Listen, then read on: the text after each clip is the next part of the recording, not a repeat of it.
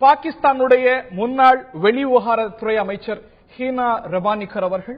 Thank you very much, ma'am, for agreeing to talk to us. The surprise visit, the unexpected visit of the Indian Prime Minister Narendra Modi has taken most of us by surprise in both countries, in fact. How significant do you think is this visit by the Indian Prime Minister? You know, I think in terms of, any real breakthroughs and any real discussion, obviously, I'm quite sure there was pretty much no room for that.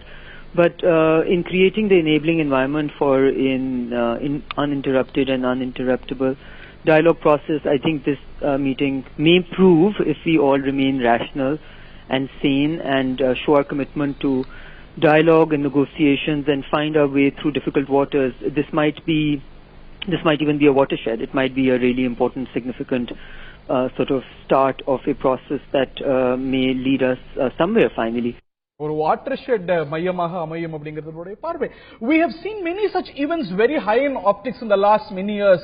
To mention a few are the participation of Mr. Nawaz Sharif in Modi's swearing in, the gifting of shawls and saris. All okay, all fine. But the real concern is these haven't moved beyond the optics. The issues, the real issues, still remain as they were.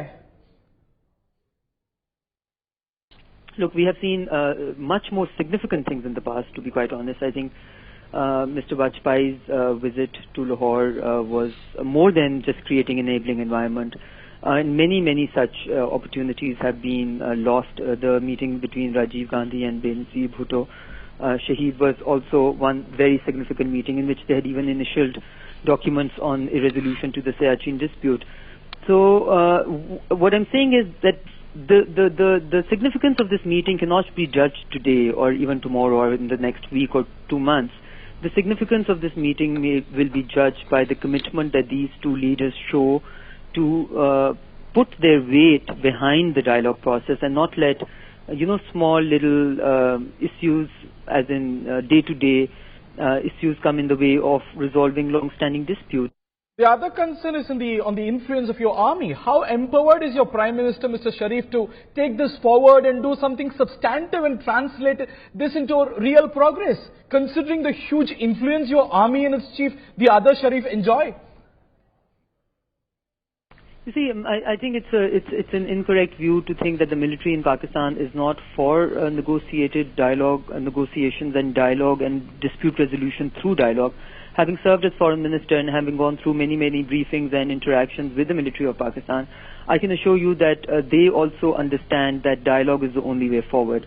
So I think currently Prime Minister Nawaz Sharif is empowered in every which way because the institutions in Pakistan are obviously supportive of it. And as I said, in a democracy, political parties hold a lot of weight. The political parties have pretty much a unanimous opinion on taking forward the dialogue process. And I would like to believe that we are moving away from a reactive foreign policy management to a proactive one, which is something that we tried to engineer during our time in office. So it's really, I think you will find Pakistan a very willing, if not an overly willing partner. There is so much brouhaha in both the countries. Ms. Hina, would you call this meeting historic in some sense? As I said, I think time will tell whether this is a historic visit or whether it is just a photo op.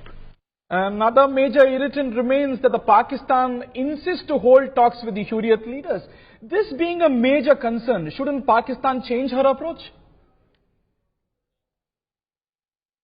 I think on this particular front, we have always maintained that the Hurriyat leaders and any stakeholders within the Kashmir dispute should be part of active formal dialogue process. Now, India's view has obviously been diametrically opposite to that, right?